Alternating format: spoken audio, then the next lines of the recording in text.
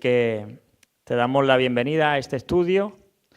Hoy tenemos un tema apasionante, complicado, un tema que desgraciadamente ha separado o causado divisiones en muchas iglesias evangélicas. Y como sabéis, estamos siguiendo desde que empezamos el curso la doctrina del pecado y la doctrina de la salvación. Y ya finalizamos con la doctrina del pecado. Estuvimos hablando de algunos conceptos que necesitábamos entender para poder entrar ahora sí de lleno en lo que es la doctrina de la salvación. Y también teníamos un texto allí que estábamos enseñando, que lo podemos recordar rápidamente. Tenía que ver era Romanos 5:12, que hablaba de cómo el pecado entró en el mundo a través de un hombre. Dice Romanos 5:12, podemos leerlo juntos. Por tanto, dice, como el pecado entró en el mundo por un hombre y por el pecado la muerte, así la muerte pasó a todos los hombres por cuanto todos pecaron. Y no acaba el texto ahí. No acaba el texto ahí, porque luego dirá que también por un hombre vino la salvación a todos los hombres. Vamos a ver el día de hoy. El pasado estudio, Joel nos compartía acerca del orden de la salvación y estuvimos viendo diferentes posturas. Cuando tú tienes que enseñar acerca de una materia, es importante ver en los diferentes abanicos que hay basados en diferentes interpretaciones de las Escrituras y luego que cada uno en su estudio personal, también en lo que él ha escuchado o puede aprender o puede leer, pues también formarse una idea acerca de lo que cree referente a esa doctrina.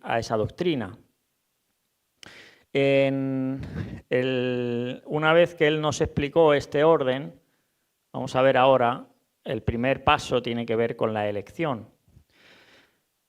Y la pregunta es si si la elección que Dios hace para salvar a las personas es incondicional o es condicional. Y en estos dos estudios, tanto esta semana como la semana que viene, si el Señor lo permite, vamos a intentar dilucidar o sobre todo qué es lo que se cree, por qué unos piensan una cosa, por qué otros piensan otra. Vamos a intentar defender cada postura y teniendo en cuenta, como vamos a ver también, la complejidad que hay en cada una de ellas. Y antes de entrar en detalle en la parte que tiene que ver con la elección incondicional o con la elección condicional, creo necesario hacer una introducción para tener una perspectiva de cómo tratar asuntos como estos, ¿vale? Aquí tenéis un poco lo que sería la gráfica acerca del orden y así también podéis tener idea más o menos de cómo van a ser las clases o las clases que nos quedan de aquí a final de curso, que tienen que ver con diferentes elementos o apartados de este orden. Este sería el orden de la salvación calvinista. Si entramos, sabéis que estuvimos hablando de la postura pelagiana, que se declaró como una herejía por la propia Iglesia, la postura católico-romana, y luego vimos la postura calvinista y la postura arminiana. Las diferencias en el resto de clases seguramente vamos a tener que ir viendo las diferentes posturas, tanto qué piensa el calvinismo sobre ese tema en concreto, sobre el llamado, sobre la regeneración, sobre cómo ocurre la conversión de una persona y vamos a ver también la postura seguramente arminiana, porque son las dos posturas cristianas evangélicas que nos competirían a nosotros y que tenemos que saber. Entonces, hay algunas diferencias entre la postura arminiana y la calvinista, también tienen que ver, estas diferencias pueden estar en sobre quién es el autor de cada una de esas, si Dios actúa solo o si hay algo que también el hombre actúa o si hay algo que todo depende del hombre, ¿vale? Y aquí tiene que ver lo que se llaman las posturas monergistas, que viene de Agustín, que por cierto, antes de Agustín nadie en la Iglesia habló de esta forma de ver la salvación, monergista. Mono, ergo, tiene que ver con mono, es uno, ergo es fuerza, de manera que hay una sola fuerza, que es la que obra la salvación, y la otra postura sería la postura sinergista, de sinergia, donde varios cooperan para eso, ¿no? Entonces también pues, veremos la parte de la elección hoy. El mes que viene, si Dios lo permite, veremos la parte de la expiación. Y luego ahí, bueno, por ejemplo, la regeneración. El calvinismo piensa que la regeneración viene antes de que tú tengas fe, porque tú estás muerto, entonces necesitas que Dios te regenere y te conceda el poder creer. El arminianismo diría que no, que tú tienes que tener fe y luego el Espíritu te sella después. Hay algunas diferencias que iremos explicando, ¿vale? Lo que está claro es que la doctrina de la salvación abarca, en su sentido más amplio, toda la provisión divina, desde a favor del creyente, desde la liberación de su estado de perdición, ya estudiamos esto a causa del pecado, hasta su final introducción en la gloria, hecho ya conforme a la imagen de su Hijo. Nosotros, aquellos que han creído en el Señor, estaríamos ahora en la parte de la santificación. Todo lo anterior ya ha ocurrido si has creído en el Señor. Si no has creído, aún tienes que ser llamado por el Señor, convertido, es justificado por la fe, y entonces empiezas tu proceso de santificación, ¿vale? Como digo, creo necesario hacer una introducción, porque según la Biblia tenemos que decir, y al igual que en el último estudio que compartí con vosotros, que hablaba acerca del libre albedrío, no pude comentar muchos textos de la Biblia. En esta ocasión va a ser todo lo contrario, así que os pediré que tengáis a mano vuestra Biblia, seáis hábiles en la búsqueda para no perder mucho tiempo a la hora de leer. Y la Biblia dice, por ejemplo, alguien puede leer Jonás 2, 9, no sé si alguien lo tiene. Está uno de los profetas menores, Jonás, en el Antiguo Testamento.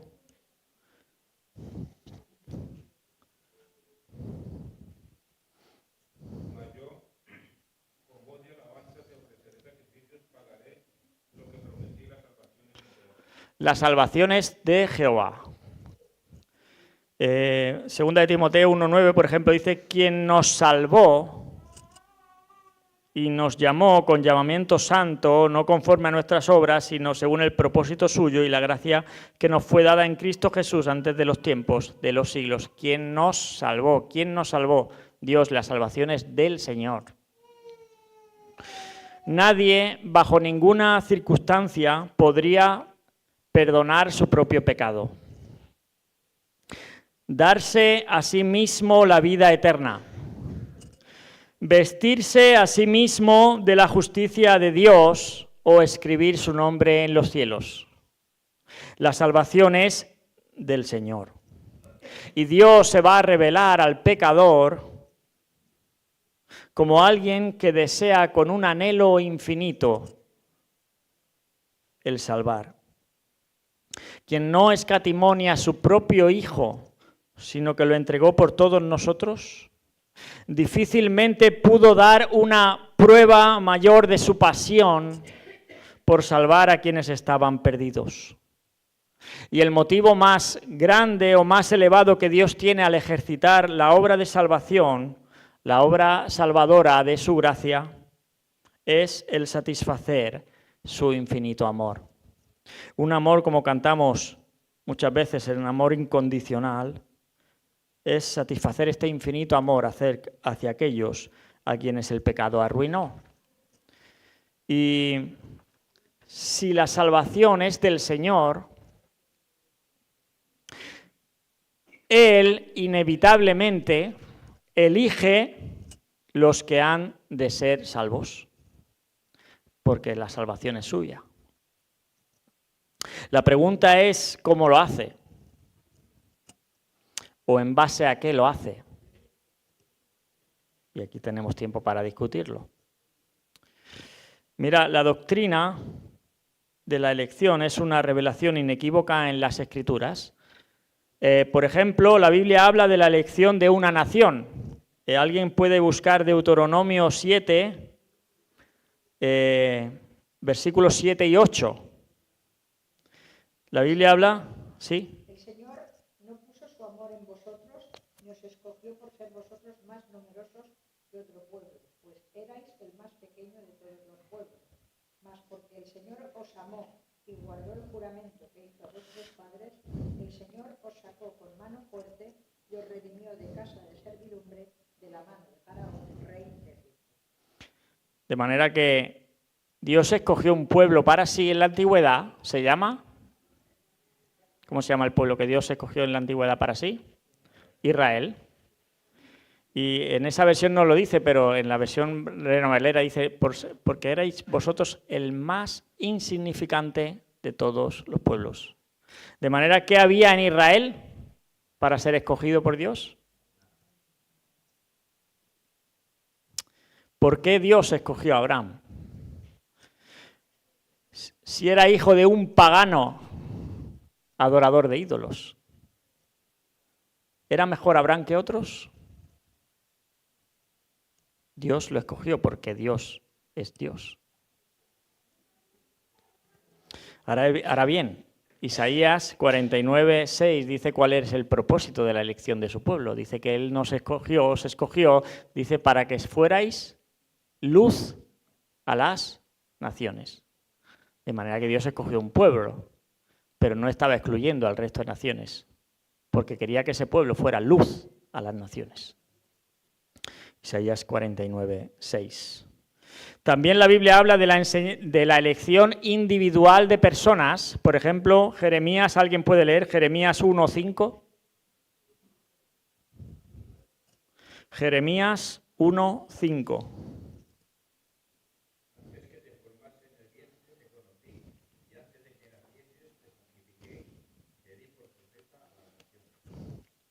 Antes de que fuiste formado en el vientre de tu madre, te escogí. Por ser profeta para las naciones. Gálatas 1:15 también habla de la elección individual de Pablo. ¿Alguien lo tiene? Gálatas 1:15.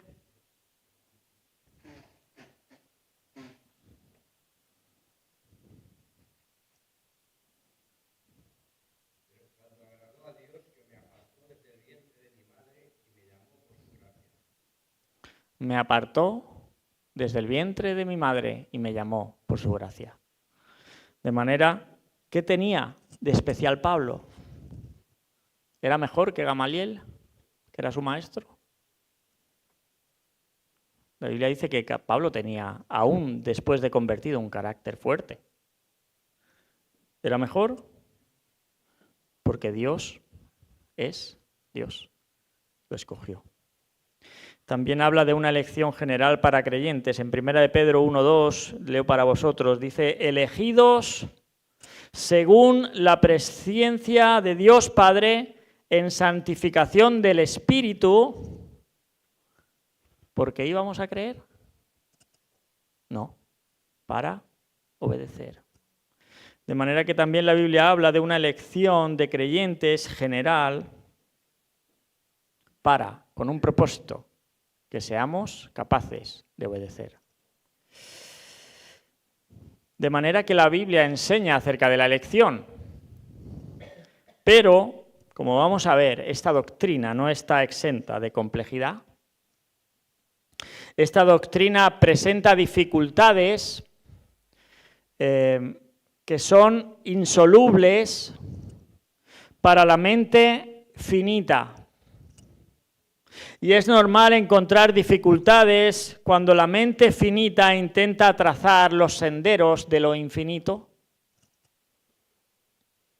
Alguien dijo que lo que Dios determina está dirigido por un entendimiento infinito, es ejecutado por un poder infinito y es la manifestación de un amor infinito. De manera que trazar los senderos de lo infinito para una mente finita es difícil. Me acuerdo cuando estuvimos viendo los atributos de Dios y uno de los primeros que vimos es hablar que Dios era incomprensible para nosotros. Hermanos, la elección divina y la universalidad del amor divino, la elección de Dios y la gracia libre para todos son doctrinas reveladas en la Biblia. Y a veces encontramos en la Biblia doctrinas paralelas. Por ejemplo, Isaías, capítulo 9, capítulo 11. Isaías habla y está profetizando acerca de un Mesías que sería rey. Pero Isaías 53 habla que ese Mesías también iba a sufrir. Los que estamos a este lado de la cruz sabemos que hay un Mesías que muere y un Mesías que reina.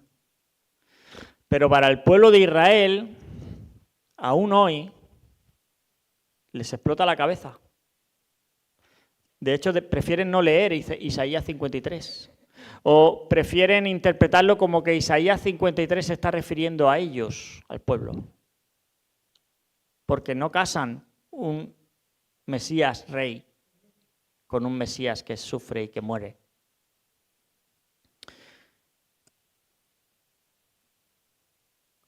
Y cuando tú intentas forzar esas doctrinas paralelas, violentas la doctrina. De la misma manera, en el Nuevo Testamento encontramos dos líneas paralelas: la gracia libre, la elección condicional.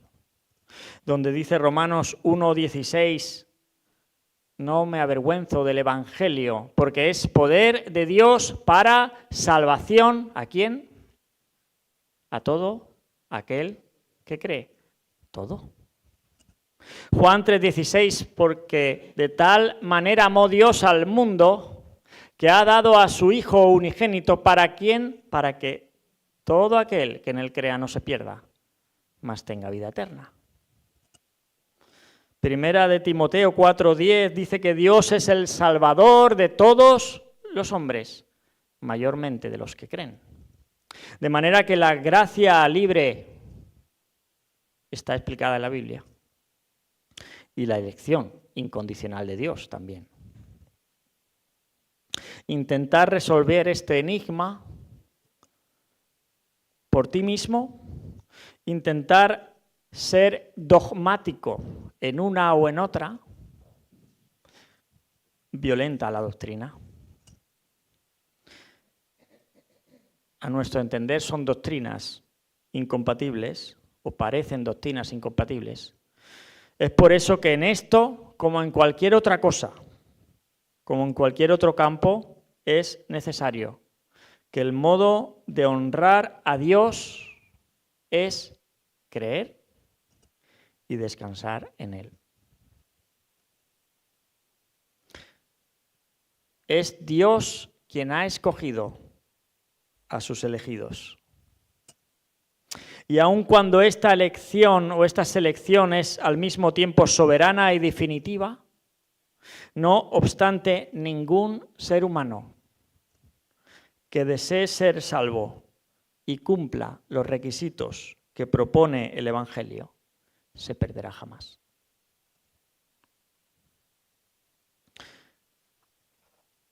Vamos a ver una serie de definiciones, porque es bueno entender también los conceptos. Y Louis Schaffer, en su libro de Teología Sistemática, él define la elección como el soberano designio de Dios expresado en fórmulas que recalcan su independencia de todo mérito humano, estirpe o raíz originaria y cooperación. En el Nuevo Testamento vemos también cómo, por ejemplo, la Biblia habla de elección y utiliza esta palabra ekloge, que tiene que ver también igual que cuando hablamos de eclesia, los llamados fuera, pues esta palabra tiene que ver con llamar fuera o escoger. Por ejemplo, llamar a alguien de un grupo, ¿no? Por ejemplo, yo digo, Yulman, ven aquí, ven.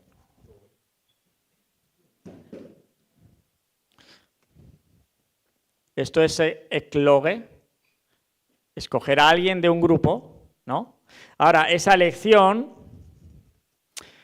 puede ser que tenga una base, ¿no? Porque yo, pues mira, me cae muy bien Yulman, es el que mejor me cae de los que están aquí, por tanto yo lo elegí en base a eso.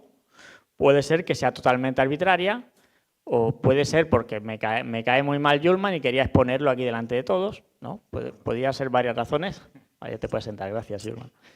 ¿Vale? Puede ser totalmente arbitraria o puede ser con un motivo. Es como cuando mi mujer me dice en el supermercado que escoja una fruta y, claro, yo voy al montón y hago así, me la llevo.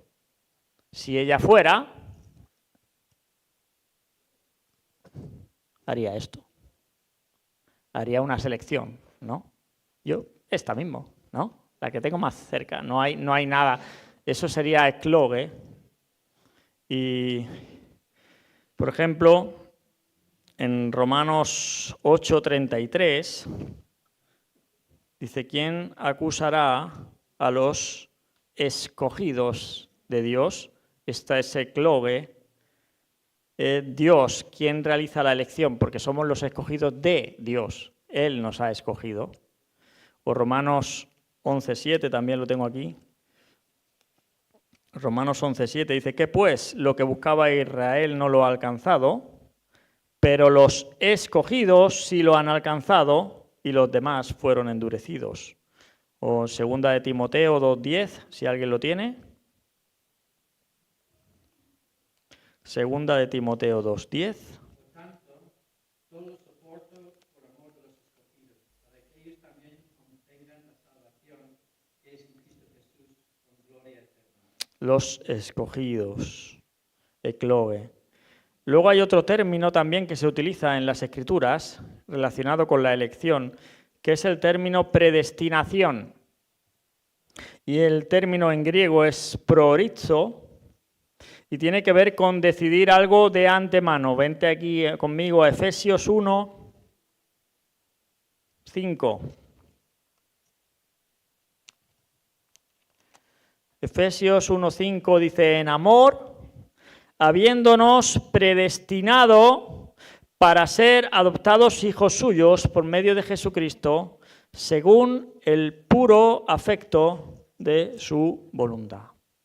De manera que la razón de elegirnos, según este pasaje, es el amor y la voluntad de Dios, no por nada que haya en el hombre.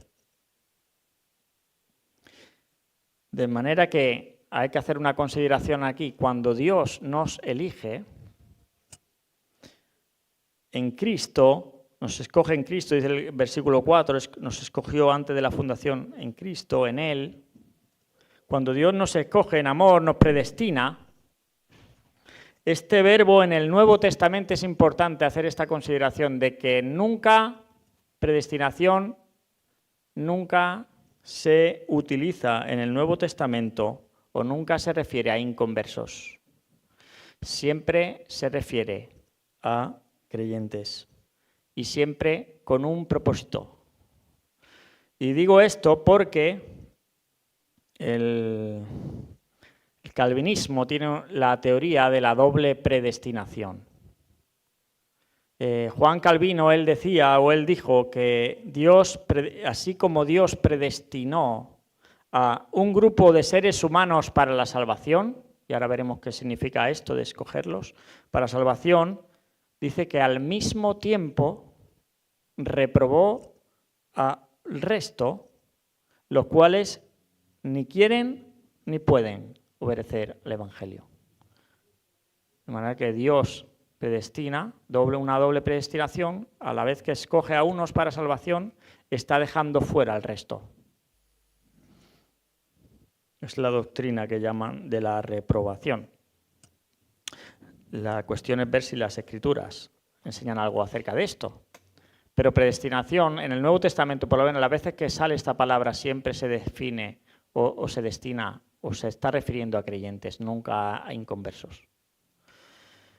Otra palabra tenéis ahí es escoger, que es aireo, el término en griego, y tiene que ver con escoger para algo, para un propósito. Segunda de Tesalonicenses 2:13.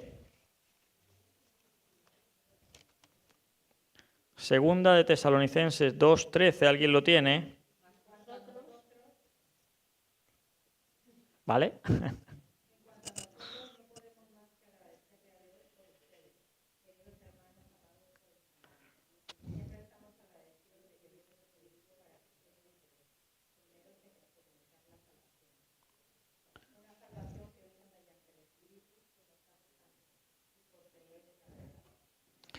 Dios los eligió para salvación desde el principio. De manera que los elige para salvarlos, dice la Nueva Valera, dice, mediante la santificación por el Espíritu y la fe verdadera. De manera que el medio es la fe para elegirlos. Y el otro término que tenéis ahí también es presciencia, lo hemos leído antes en Primera de Pedro, este versículo, Primera de Pedro 1:2. Es la palabra en griego prognosis y el significado de esta palabra tiene que ver con conocer de antemano, determinar o escoger de antemano. Primera de Pedro 1:2, elegidos según la presciencia, aquí tienes prognosis, de Dios Padre en santificación del Espíritu para obedecer y ser rociados con la sangre de Jesucristo. De manera que hay personas que Dios conoció de antemano, presciencia, antes de la fundación del mundo y por eso los eligió, según la presciencia de Dios. Y la pregunta aquí es evidente, ¿Dios conoció a la persona o conoció la fe de la persona? ¿Vale? Porque el arminianismo dirá, no, es que Dios conoció que iba a creer, por eso lo eligió. Y el calvinismo, no, aquí Dios está conociendo a la persona a nivel global de la persona, no que él iba a creer.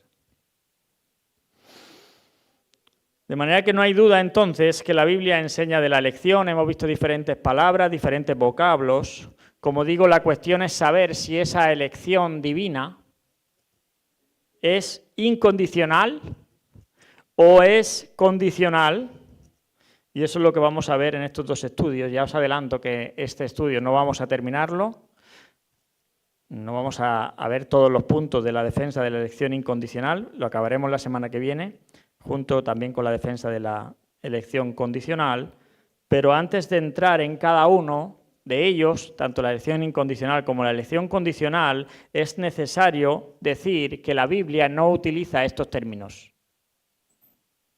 La Biblia no habla de elección condicional o elección incondicional. Estos términos son fruto o están surgidos de la reflexión teológica de las personas. La Biblia solo habla de los elegidos al pueblo de Dios, tanto en el Antiguo Testamento como en el Nuevo Testamento. No habla si es condicional o si es elección incondicional. ¿Vale? Vamos a entrar ahora, y no lo vamos a ver entero, pero vamos a ver lo que habla la elección incondicional. ¿Qué significa? ¿Qué es lo que cree esta elección? Bueno, es la creencia que afirma que Dios ha predestinado a personas para ser salvas desde antes del comienzo del tiempo. La elección de Dios no está entonces condicionada por nada en el hombre, bueno o malo, previsto o presente, se debe únicamente a la elección soberana de Dios. Además, esta elección es una de las posturas del calvinismo, es una elección individual de personas. ¿Sí? Manolo sí, Dalia, lo siento, tú no. Maripao, lo siento, tú tampoco. Dejar de orar por vuestros hijos porque no han sido elegidos. ¿Quiénes son los proponentes de esta postura? Pues sería Agustín. Como digo, antes de Agustín, en la Iglesia nadie pensó de esta forma monergista en cuanto al sentido de la salvación. Y todos los protestantes reformados, los luteranos, calvinistas, presbiterianos, reformados y bautistas. Como digo, este es uno de los 5 puntos del calvinismo que la semana anterior nos estuvo explicando Joel, donde Dios escoge soberanamente a algunos para salvación. Y Calvino llegaba a la conclusión, de manera que el resto, que no son elegidos, se pierden, son condenados. Y esta elección está basada en que las personas no poseen la capacidad de escoger a Dios por sí mismas, porque ellas están muertas en delitos y pecados, Efesios 2:1, y un muerto no puede responder al Evangelio.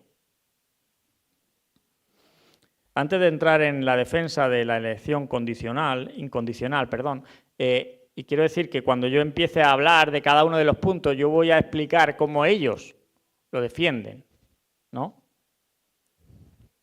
Y quiero hacer una ilustración para que tengáis una idea de lo que piensa el arminianismo de la salvación y lo que piensa el calvinismo, y lo voy a usar con una ilustración de una persona que se está ahogando en el mar,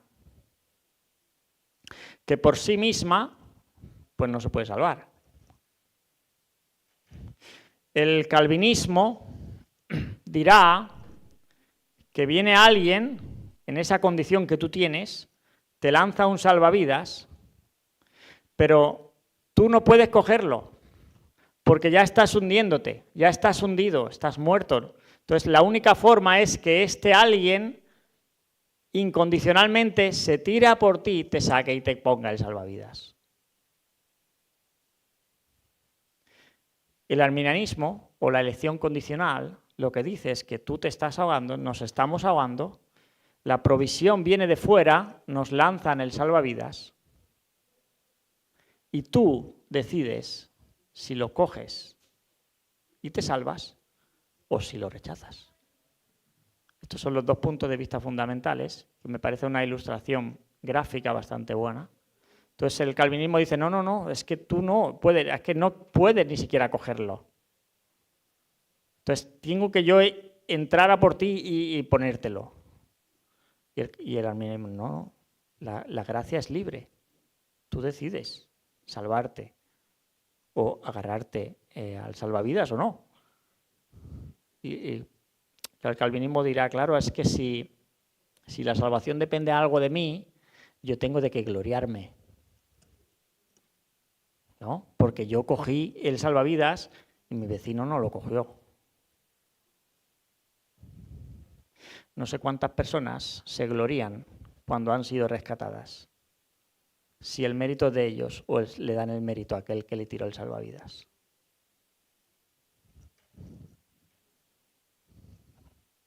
De manera que el calvinismo, como yo no tengo la capacidad, es Dios incondicionalmente que me tiene que coger. que me tiene que escoger, porque yo nunca voy a responder ante Él, porque no puedo, porque estoy muerto. Vamos a defender esta teoría, vamos a ver 2 puntos o 3 y los restos lo veremos en la siguiente clase. El primer punto tiene que ver con que, sí que quiero decir que cada postura normalmente se defiende atacando a la otra. ¿Vale? ¿No? Como estos piensan esto, yo voy a intentar sacar puntos para demostrar que lo que piensan no es así, ¿no? Y al revés. Debido a que el hombre es totalmente depravado, el calvinismo, si os acordáis, tenían 5 puntos. El primero era la depravación total. El hombre está totalmente depravado. Eso le incapacita. El segundo punto, entonces, es la elección incondicional, es que Dios tiene que elegirlo, porque Él no lo va a elegir a Dios nunca. Luego está la expiación limitada, la gracia irresistible y la perseverancia incondicional, ¿vale? Mucha gente que dice que, claro, no, yo puedo estar de acuerdo con el calvinismo en 3 puntos o en 4, pero no en los 5. Puede ser, pero la verdad es que un punto alimenta al otro. Si tú estás depravado, necesitas que para salvarte que Dios te elija de manera incondicional. Entonces, como Dios te elige de manera incondicional, la expiación de Cristo no fue para todos, fue para los elegidos. Y entonces, como has sido elegido y Cristo ha muerto por ti, tú no puedes resistir esa gracia. Y como has sido elegido de manera incondicional, tú vas a perseverar hasta el final en la fe. Porque no dependía nada de esto, ha dependido de ti, por lo tanto vas a permanecer, ¿vale? Entonces, como el hombre está totalmente depravado, la elección debe ser incondicional e individual. Si la elección estuviese condicionada a la decisión del hombre, nadie sería elegido, ya que el hombre no posee la inclinación ni la habilidad para escoger a Dios por sí mismo. Lo único que el hombre contribuye para su salvación es su pecado. Por lo tanto, Dios debe predestinar incondicionalmente a las personas para salvación. Este sería el primer punto, ¿no? El hombre es totalmente depravado, no quiere saber nada de Dios, no va a buscar a Dios, por lo tanto tiene que ser Dios el que elija incondicionalmente a los que Él quiere salvar. Había un escritor, C.S. Lewis, él escribió las Crónicas de Narnia. Él decía que las puertas del infierno están cerradas por dentro.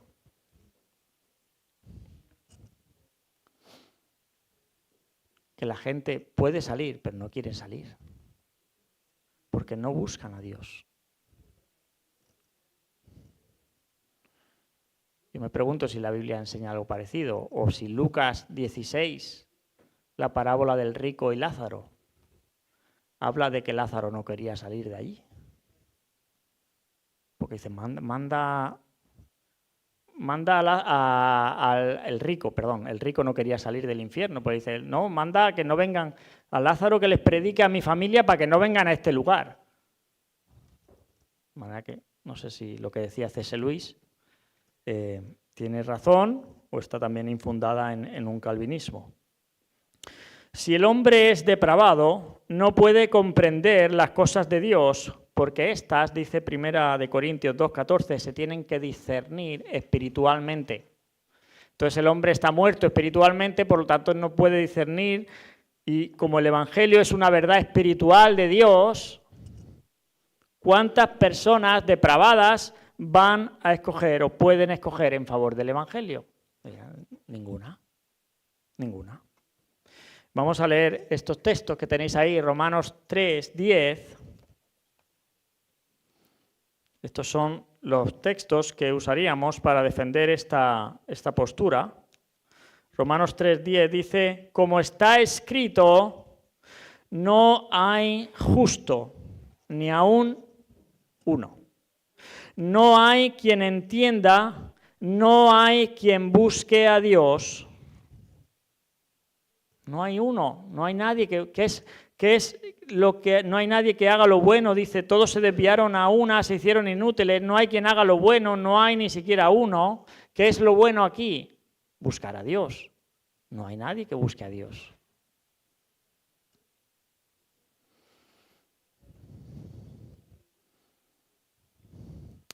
La pregunta es saber si la Biblia enseña algo. Si la Biblia enseña que no hay nadie que busque a Dios. O a lo mejor hay que entender el contexto donde está este texto, que está hablando de Israel. O incluso habría que entender el contexto del Salmo 14, de donde Pablo toma estas palabras, ¿no? A ver qué está diciendo, si verdaderamente no hay nadie. Porque el Salmo 14 empieza, dice, el necio en su corazón, no hay Dios. Claro, obviamente el necio nunca va a buscar a Dios, porque no hay Dios para él. Pero bueno, uno puede decir, pues es verdad, ¿no?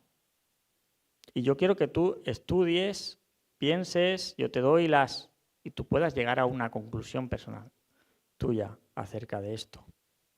De manera que nadie busca a Dios por sí solo. Otro texto sería el de Juan 6:44.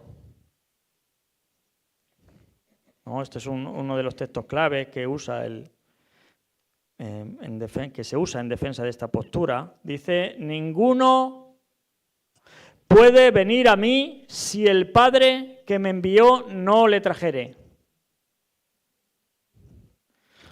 Entonces, la única forma de venir a Cristo, ¿cuál es? Que el Padre me traiga. Por tanto, es incondicional.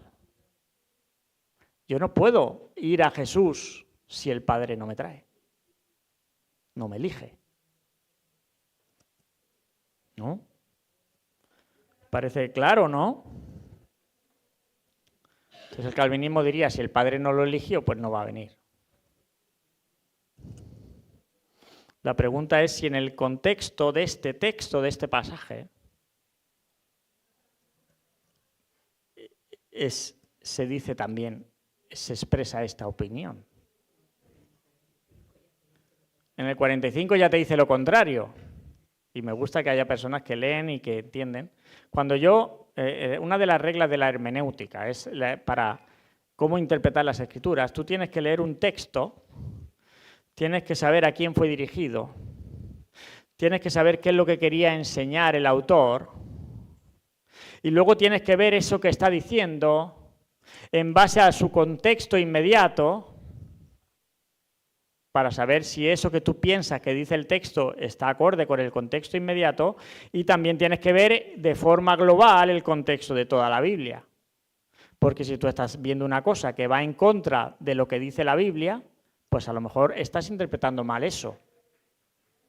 Yo puedo hacer una predicación del Salmo 14, como leíamos antes, el versículo 1, y te digo, pero solo vamos a leer la segunda frase del versículo 1 del Salmo 14.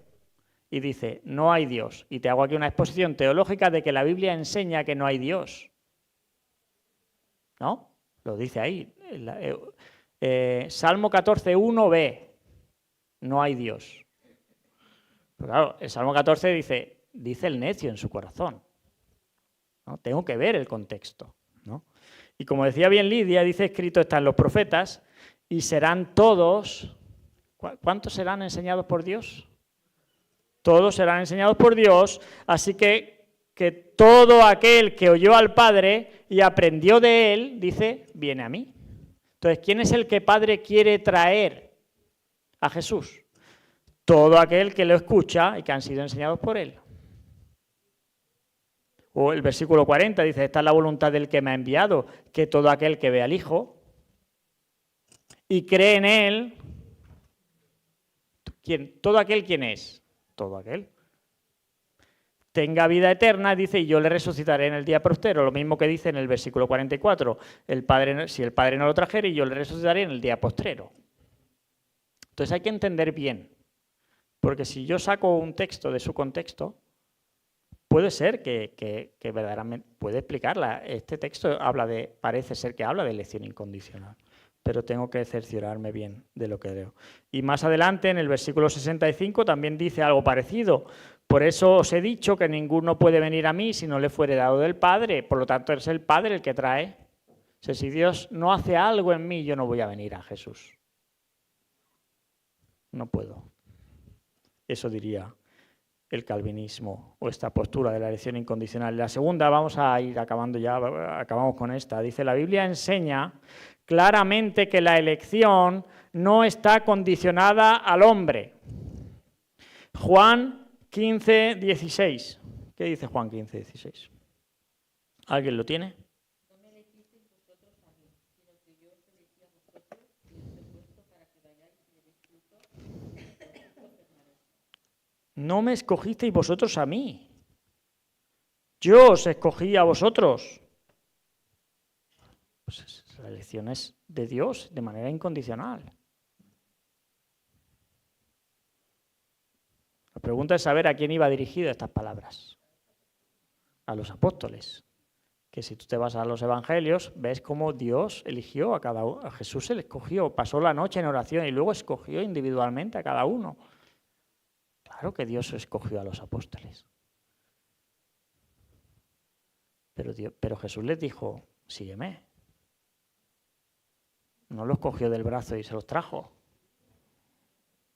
No les quitó las redes a los hijos de Zebedeo, les he dicho que vengáis.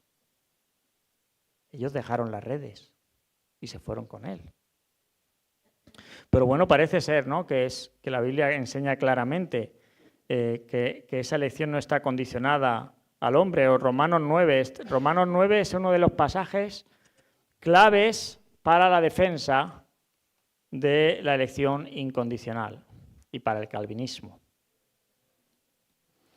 Pero Romanos 9 está escrito en un contexto junto con Romanos 10 y junto con Romanos 11. Yo no puedo separar la enseñanza de Romanos 9 de estos dos textos, de Romanos 10 y Romanos 11.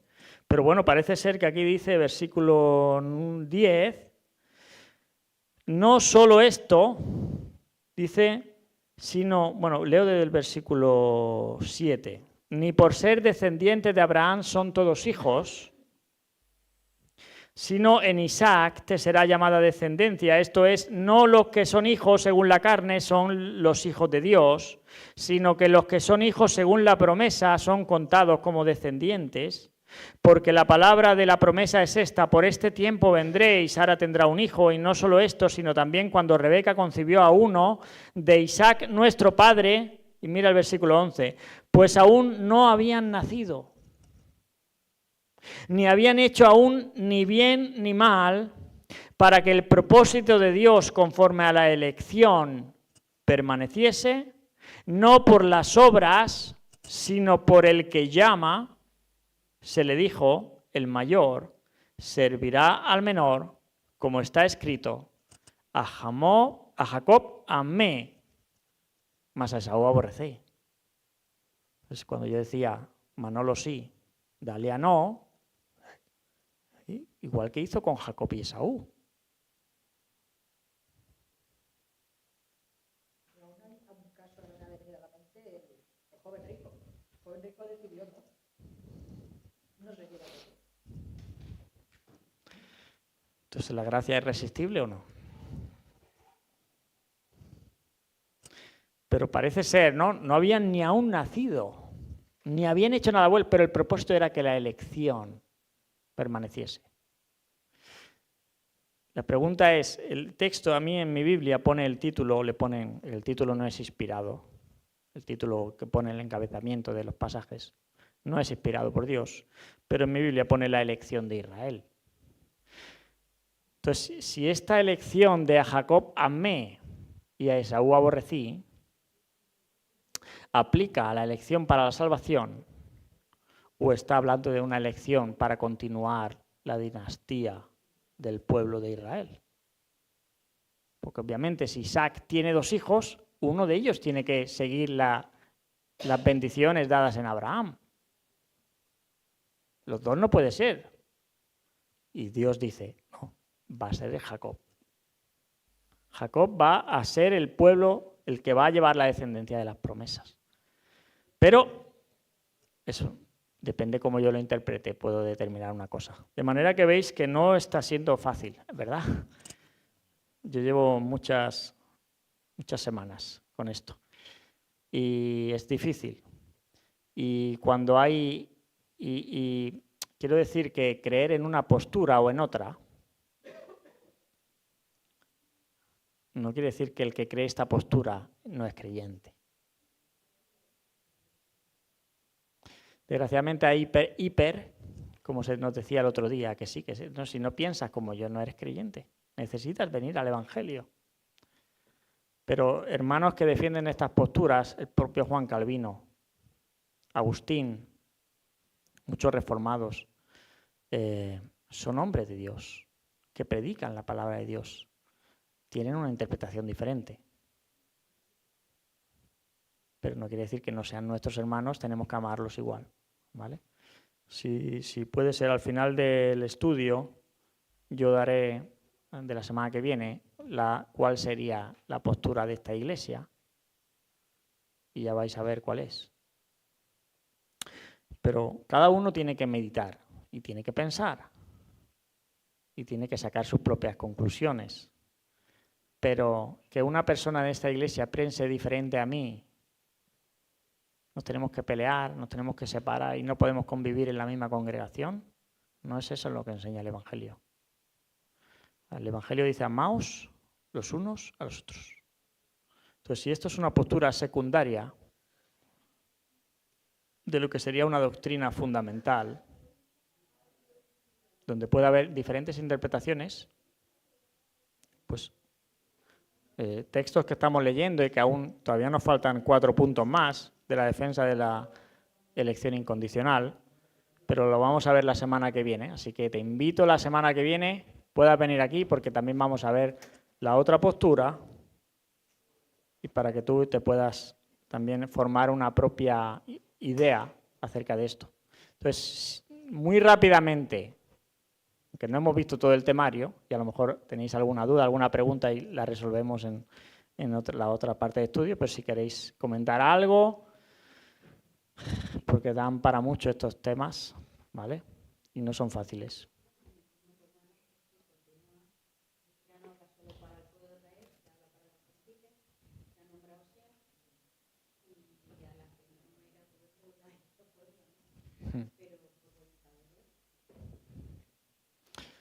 Sí, sí. Pero bueno, como digo, pueden caber diferentes posturas. El Señor sabe. Cuando lleguemos, igual que los judíos y muchos israelitas aún no entienden Isaías 53, pues llegará un momento que nosotros también entenderemos. Y si tú piensas que fuiste elegido por Dios y que Él te salvó, gloria a Dios. Si tú piensas que tú decidiste creer a Dios por fe y eres salvo, gloria a Dios también. Gloria a Dios. Vamos a terminar y no sé si hay algún anuncio, alguna cumpleaños, ¿no hay? Pues acabo en oración si te parece y ya nos despedimos.